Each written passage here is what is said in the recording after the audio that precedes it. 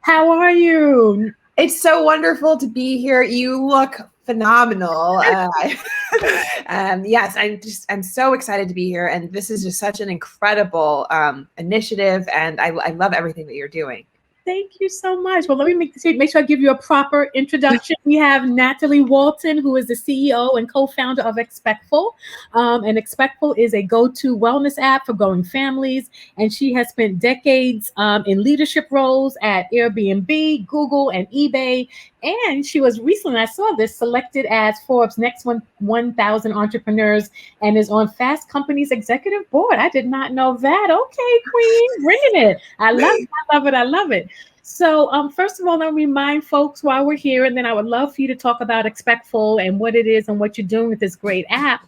Always excited as we look at more digital platforms coming into Mommyhood space. But everyone, if you're watching, please give us a call, 855-450 4784 855-450-IRTH.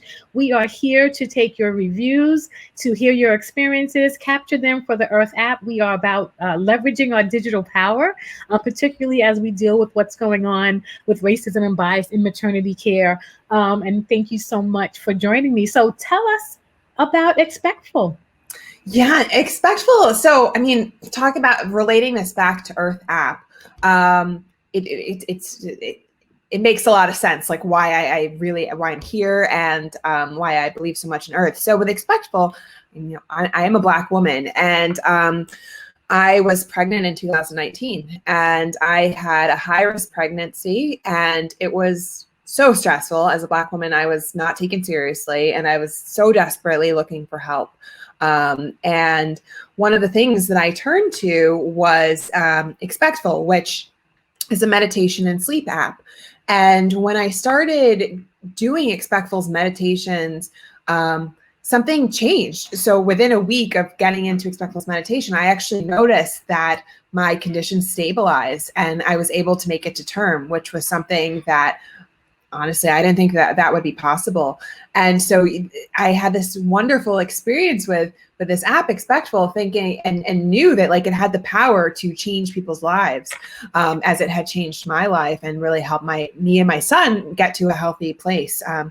And it just so happened that I started to advise Expectful in the spring of 2020, and they brought me on as the CEO and the late stage co-founder. And so we're evolving Expectful based on a lot of my personal experience as a Black woman navigating maternal health space, but to not only bring meditation and sleep courses to pregnant and new moms, but also to bring in more holistic services. So we're going to be launching services next month. We've launched community features where we have support groups for postpartum mothers. And this is all in the name of just providing more support, which is exactly what you're doing. And what you're doing here at Irth is so desperately needed. I wish this was available 2 years ago because boy, I needed it. And I know that women like us need it.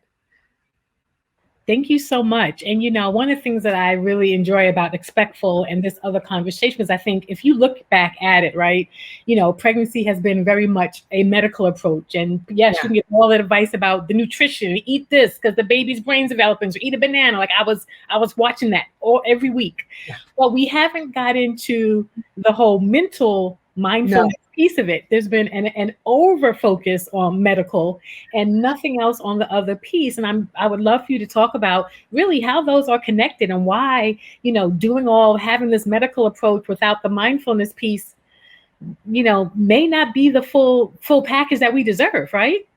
It's absolutely not. In fact, I was just reading a study that came out, I think, this week in the Green Journal, which is a journal on it's an OBGYN journal. It's the top journal. And there's a study on mindfulness using a meditation app. And it shows that people that used the meditation app during pregnancy had much better outcomes. And so there's like scientific evidence behind this. There's scientific evidence that incorporating mindfulness into pregnancy, fertility, and new motherhood reduces stress and can help have just happier, healthier pregnancy. There's that piece, which is just like incredibly important to realize that there's something that is simple as being mindful approach that's not really taught in the doctor's office can have such a important an impact. And so there's a lot of evidence behind it that would, I hope, encourage women to pursue this as another, just as like a prenatal vitamin. This is just taking care of your mind is just as important as taking care of your body. And I think, we always, it's part of our medical system, but, in every other culture, those things have always been connected, right? And it is really our Western medical system that kind of separates your body from your mind and this and that. When I was seeking more Eastern medicine around my own reproductive health and my own challenges with fibroids, like the questions they asked were completely different. Like they knew that it was all connected. And it's something about our medical approach that really makes it upon us to make those connections, because they're not being made for us. No. And unfortunately, we have to be intentional to make those connections. I think about this particularly for Black women because our pregnancies are that much more stressful. Oh my gosh. They're that much more stressful. It's like, I just had no idea of how much my symptoms would be minimized.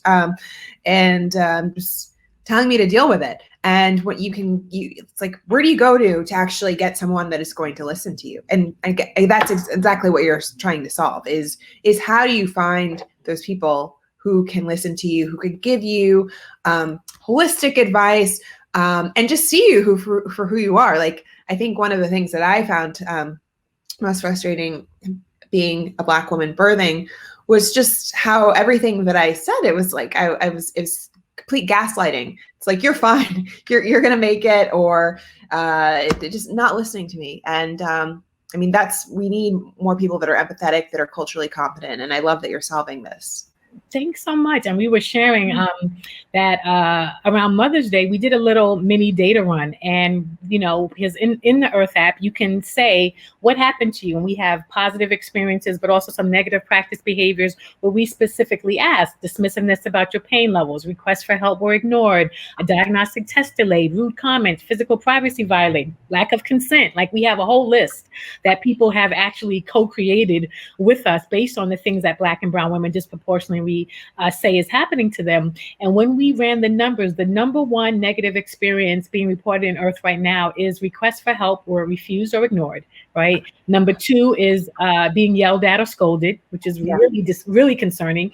And number three was physical privacy violated, and then dismissiveness of pain levels. And so, this is real. And I think what happens and why this is so important, we're going to put the phone number up again for everyone to call in, 855-450-4784, is that, it is not just your story or my story, or, like all of these things can be easily dismissed by people. And so what we try to do at Irth is to put all those experiences together. And now on the back end, we get to go to hospitals and push for change, right? We just launched our first hospital pilot in Detroit, where I'm so excited about, where we are now literally using Irth data to change practices within hospital systems. Like, that's the goal, that we actually start holding these institutions accountable to us, particularly those who are in our communities, that they should be answering to us. And our experience of care in their institutions should matter. And so that is really part of the goal, and that we embed Irth upstream. And so what your community says about you becomes something that you have to care about, right? Either mandated or because of consumer demand. But this is all part of the movement that we're, working on building. And I thank you so much for the support, the conversations, the cheering on behind the scenes. And I'm very grateful and excited about all that you're doing as well. Thank you. No, I mean, the more people that are in this, that are solving this problem, you've been solving this your whole life, the better. I mean, it's like we need all hands on deck. And so I love that you've dedicated, so much energy and life force to this problem. And we're starting, you just said, the change is happening. Yeah. So let's talk about what it's been like for you, kind of as like a Black woman building a digital platform. What has that experience? I know you kind of were in kind of corporate America. Has it been different? Tell us about what that looks and feels like for you as, kind of a Black executive taking this digital platform forward. Yeah, I think being a Black woman in any position, it's definitely it can be challenging. It can be very exciting. I mean, for me personally, the last 9 months since I've joined Expectful have been really uplifting because whereas I think in a corporate world, it's harder to have an impact. And have your impact seen. I feel that in a more entrepreneurial role, I'm able to do what matters most to me and actually, walk the walk and make a difference. And so one of the things that I'm most proud of that I've done at Expectful was creating a meditation collection called Black Mamas Meditate. And this was based on my personal experience. So it was written by Black mothers for Black mothers to really provide that comfort that Black mothers need when being pregnant, and to address a lot of everything that you've experienced, not being listened to, being ignored, and just feeling validated. And so you helped us create those meditations. Yeah. You have to take the call. Yeah, no, you're a foundational part of that meditation bag. And so it was creating with experts like yourself on what does need to be said. How do we validate Black women's feelings and all of their emotions? And so, that was one of the things that I was able to get out just within months of joining Expectful. And so what I love being a Black woman is that, I know what matters to Black women. I mean, from my perspective, I don't have I can't represent the entire race, but I have a sense of what matters, and I'm able to act quickly on that and make it happen. And so that is something I love about being in this role and an entrepreneurship role, similar to, I'm sure, what you're able to accomplish in your position.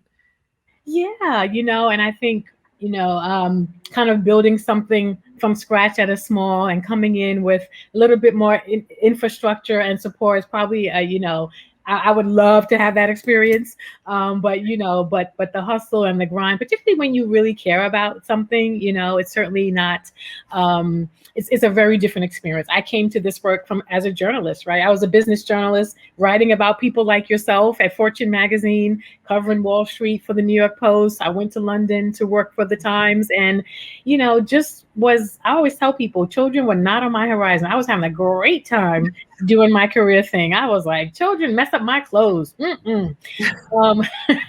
But when I became a mother, like everything shifted for me, became incredibly passionate about this issue. And also, I think as a journalist was really struggling that there weren't answers. When my very first book came out back in 2005, the Mocha Manual to a Fabulous Pregnancy, there were very few people really talking about this unique experience. Even fewer were making the connection to racism and the unique stressors that Black women face in their lives. Dr. Fleda Mass Jackson was talking about it, but it wasn't this robust conversation right now. So, I'm grateful that people and others before me have pushed and pushed and pushed so that we can get to the point that we can say the things, and I think that's really important, that we are kind of moving forward. And I think seeing Black women talking about meditation, we've come a long way. We've come a long way, and it's beautiful to see the stepping stones that everyone has built, the foundation, which enables the people that proceed, including myself, particularly, just so grateful for what has been done before us to then, enable us to continue moving forward and moving the needle. Yeah, and what I love about this, I want to make sure we put the number up so we can get folks to call in. Please spread the word. We're here taking calls, taking your reviews. We want to hear your experiences. We want to capture them. If you're not calling, download the app so that we can use our power. We can use our experiences to push for change. And so I just want to remind everyone of the number. Maybe we can put it back up on the screen. And then Nathalie is here on her extension, waiting for you guys to expectfully weigh in and share your experience. I wanted to talk to you because earlier on, Kidada Green was here, and Kidada is the executive director of Black Mothers Breastfeeding Association, but she and I and Anaya Sango-Dele Ayoka have started Black Breastfeeding Week, which this year is in our 9th year. And our theme for 2021 is the big pause, collective rest as collective power, collective rest for collective power. Yes. And what I like about this concept, because it makes me think about mindfulness, is that, our ancestors did not have the privilege to rest. They didn't have the privilege to think about their mindfulness, right? They were really dehumanized such that that was not a luxury, right? Yes. They were allowed to even entertain. And so, in the space of that, for us to be in a conversation about mindfulness, for us to be in the conversation about actually we deserve to rest, for me, feels revolutionary. What do you think? It does. I mean, it's a privilege. It's a privilege that those that came before us didn't have, and for that I'm so thankful. It's also the ability to rest. I mean, it's also a necessity too.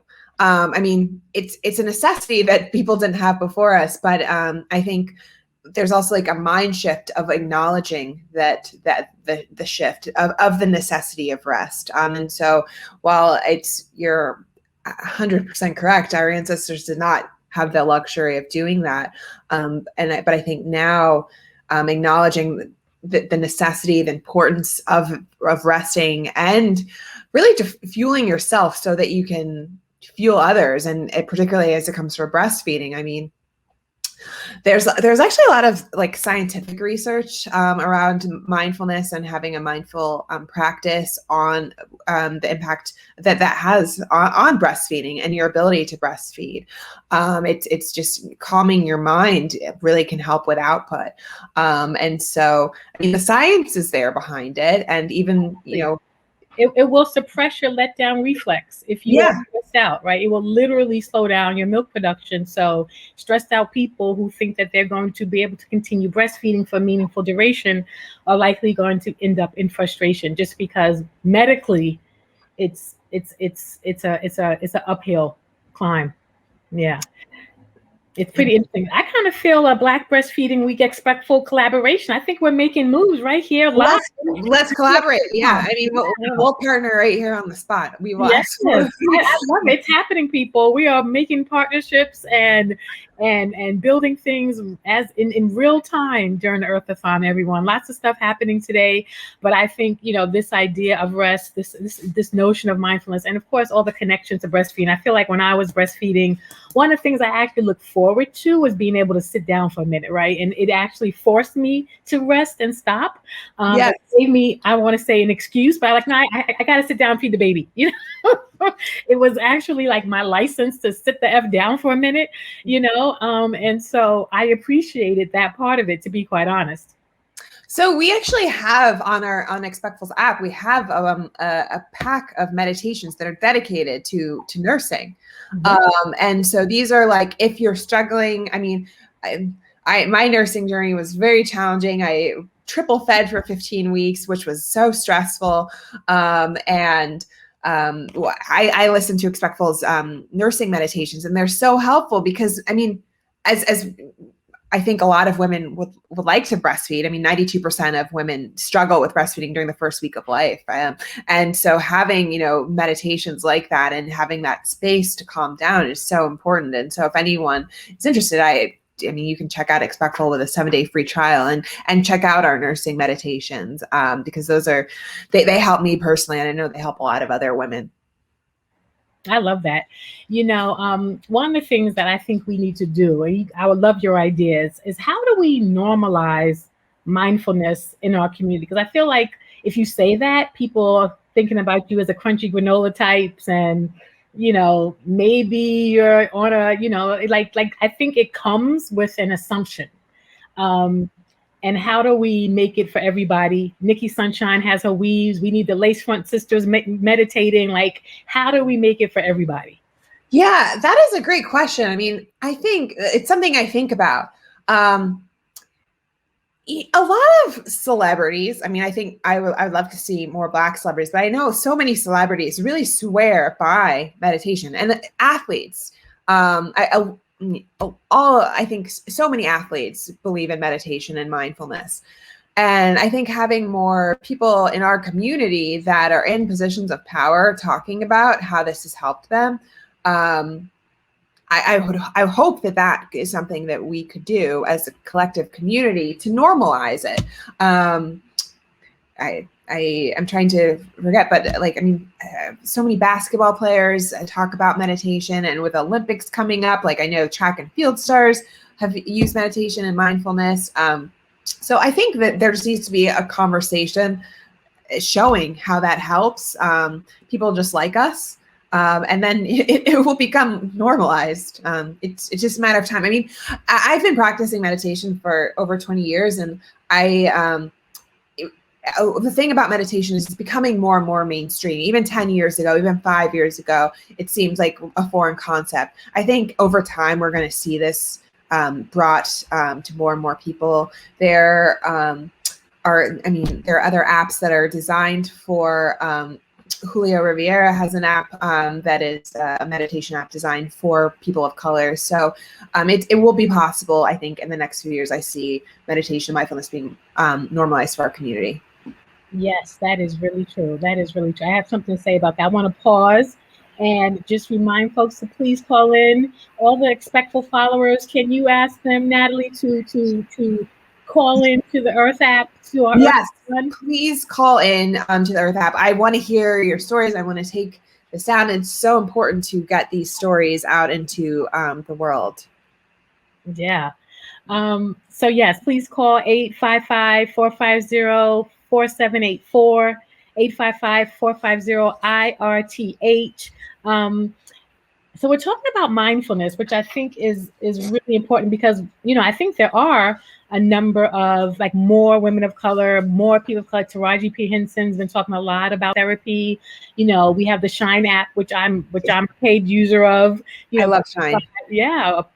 Created by women of color. So I think it's happening, but I'm just like, but you're right. We need to get that ground game. Maybe we need like Cardi B to be talking about it. I don't know who I think Cardi B needs to talk about it. Cardi B would probably do it. Yeah, she could definitely do it. She could definitely do it. But you're right. I mean, if you look at successful people, and I remember this even from like, business journalism days, it was always those executives who, would like meditation. It seemed kind of weird, but I think that it's not a fringe movement anymore. It's not a fringe kind of idea, that we have to see this as very much a part of our humanity. One of the things that I think really hit it home for me was certainly after the murder of George Floyd, the ways that, like the trauma that we were carrying, like the fear. And I was like, wow, and we didn't always have our usual outlets.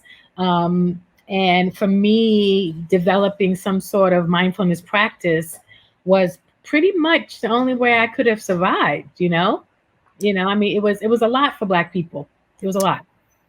Yes. I mean, it always has been a lot for Black people. And I think last year around this time, last summer was really just, I think, a breaking point where it just, we've been carrying this burden for our entire lives. And then just to see everything happen, unfold, it's just like you show up with a brave face, and at some point you can only take so much. And I think that last year was really a breaking point where self-care, it was absolutely necessary for me as a Black woman, as a first-time mom. It was just it was too much, and that is really part of the reason why I went back to really cultivating this mindfulness practice to help cope with everything that's going on.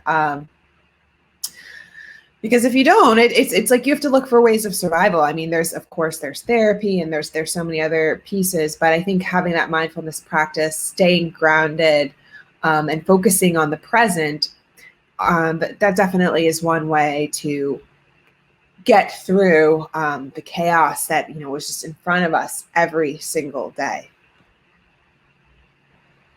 Well, that's important. That is really, really important. So, I mean, tell me, what has surprised you about motherhood? Whew. What has surprised me about motherhood? I love it. I am so grateful to be a mother. I had no idea that I could feel this level of joy. And that is a beautiful thing as a Black woman, to feel joy. bringing in a Black son to the world. So that's the number one thing is that abundance of joy that I have in my heart every day. The second thing, I mean, I'm also impressed by myself and my ability to persevere. I had no idea.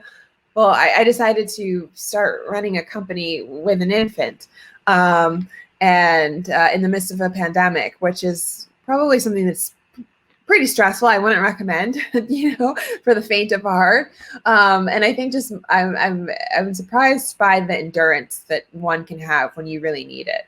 I'd say this also for my birthing experience as a Black woman. The amount of stress that I was under going to get testing, like the NST test and the Doppler test, like every other day. I was going at the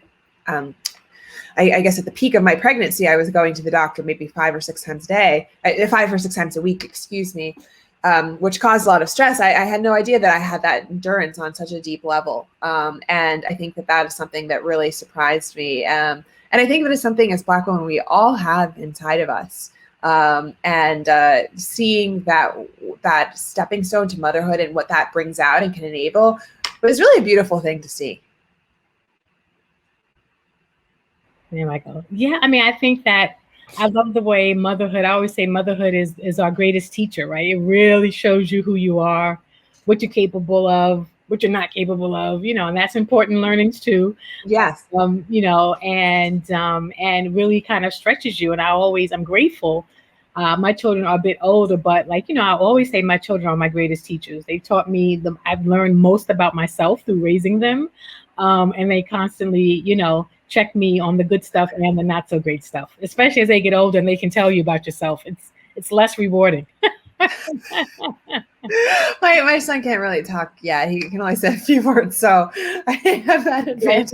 Enjoy this part, because trust me, it goes a whole nother way around, I don't know, 9 or 10. So, but yes, these were the good old days. I wrote a piece recently for Catapult. I'm talking about this time. Excuse me.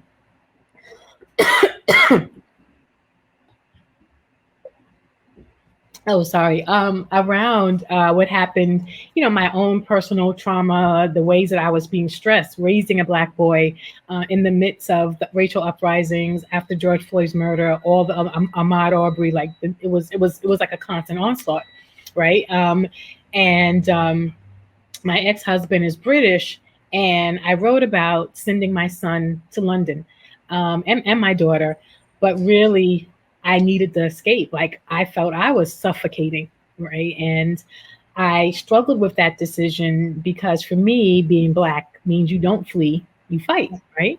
And that you don't run. We never had the capacity to run. And actually, if you did run, there were consequences, serious ones. And so I really struggled with that. But in this piece that I wrote for Catapult, really just processed how important it was for me. I said that I was doing it for him because I felt safer when he was out of this country. That was the fact of the matter. But ultimately, I saw myself be able to breathe, right? Yeah. I saw myself be able to pour back into myself, to consider meditation and mindfulness instead of me just trying to get through the day without crying. And that time I'm very grateful for, in terms of me being able to center myself. And so, I'm learning, I still am, right? All of these things that can help us learn more about ourselves. How do we stay in tune to our real needs versus the things that society tells us to be, particularly as Black women, right? Where we're wearing that strong Black woman thing. And that actually, and I always say this, if mama's not okay, nobody's okay, right? Yeah. Yeah. It's so really trying to, and so really trying to, people are saying self-care kind of like as a hashtag, but it really is something deeper, you think? I was just looking at Maslow's hierarchy of needs, and self-actualization is at the top, but I think that that's wrong, because it's, when I look at the bottom level, it's health. And self-care is not self-actualization. It's health. It is so critical to your well-being. It's a part of the foundation. And I hope that there's a dialogue that shifts that to understanding that it's not a luxury. It is a core pillar of your well-being. There you go. That's what I was trying to say. And you said it so much better. We have to own it as a core pillar of our being and our strength. That is just so important. I think even more so as mothers, because the expectation of motherhood is about taking care of everybody else. And so it takes more effort and intention when you're a mother. And I think it takes another level of retraining, because society says that mothering is, as they say, othering, and there's no place for you, right? And so really helping mothers to center themselves is radical. That's the exact opposite of what motherhood is supposed to be, according to society, right? It is, absolutely. Yeah. So it's been really, really interesting. Tell us where we can, first I'm going to remind people to give us a call, 855-450-4784. I hope all the Expectful followers are listening and watching, and please call in. Natalie's here, wanting to hear from you, wanting to hear your experiences for a little while longer. We're excited about the work that we're doing at Irth to really push for systemic change, and I'm honored and excited by the work that Expectful is doing to push for that internal change that we need to do, that changing of our mindset around mindfulness, and the value that brings to the whole rest of the body, right? Yes, absolutely. No, I love that. Thank you. You can find me personally at Nathalie with an H Walton.com, or on Instagram at Nathalie Walton on Instagram. You can find Expectful at expectful.com. I'm on LinkedIn, and I look forward to continuing to support you. I look forward to our Black Breastfeeding Week partnership, which I'll follow you on, and I'll go back to Expectful's followers to tell them to call in, because this is so important. Thank you so much. I really, really appreciate that. We are building a movement, and it's going to take all of us. And it's about the mind, the body, the systems, the other people, all the things, right? All the things. It is. It is. Thank you so much for joining. I appreciate it. Thank you. Thank you so much for having me. I'm so happy to support this. The work you're doing is critical, and thank you. Thank you. All right. I'll see you soon. Black women are magical. Black women are the cornerstones of their community. Black women have birthed for, breastfed, and cared for white America since enslavement. So the fact that this country's medical system continues to fail us in maternity and infant care, where we are dying during and after childbirth at 3 to 4 times the rate of white women, is quite frankly unacceptable. Black people deserve so much better. Irth, as in birth, but we dropped the B for bias, is the first of its kind Yelp-like review and rating app for Black and brown women and birthing people to find and leave reviews of OBGYNs, birthing hospitals, and pediatricians. Irth creates what the medical system has failed to provide Black birthing people: transparency and public accountability for our care. Irth allows us to inform and protect each other by sharing where we are receiving good care and where we are not. My name is Kimberly Seals-Allers, and I created the Irth app because I wish I had it when I was giving birth. When I had my first child, I was not yet married, and I was in grad school, which meant I had student-level health insurance. Despite getting great recommendations and referrals from white colleagues and friends, and doing my own due diligence, researching and reading all those best of hospital lists in media and in magazines, I went to that same top-rated place and left feeling disrespected, traumatized, and unseen. That feeling never left me. One thing is clear: people are not being treated the same way, even at the same place. Studies prove racism and bias in maternity care is directly linked to the Black maternal mortality crisis and the high rates of Black infant deaths. We have seen this racist and disrespectful treatment impact everyone from our Black celebrities, our rock stars, to our roses.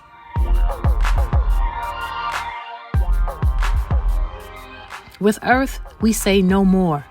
The mainstream media may want to paint us as victims, but we are queens, and we have kings standing with us. Irth welcomes reviews from mamas, fathers, and partners, doulas, and hospital-based midwives. Our unique icons show you when a doula, who often attends multiple births at a hospital, has left a review. Irth was built by women and people of color for people of color. Our unique by us, for us approach sets a new standard for developing community-centered platforms.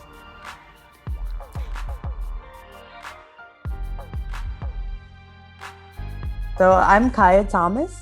I'm an iOS developer, and with Irth, I've been creating and developing the iOS app. I bring a unique perspective. A lot of the tech industry is very homogenous. It's a very white, male-dominated field. And so in me being in the industry, I think I bring my unique experience, background, and perspectives when it comes to product development, when it comes to app development. I think that it's completely necessary for tech to continue to diversify because technology is infiltrating every aspect of our lives. I am Kine Kamara, and I was born and raised in Dakar, Senegal, and I was the Android engineer for the Irth project. For this one, I think it was a no-brainer, really, when Kaya, who's our iOS developer, approached me about this.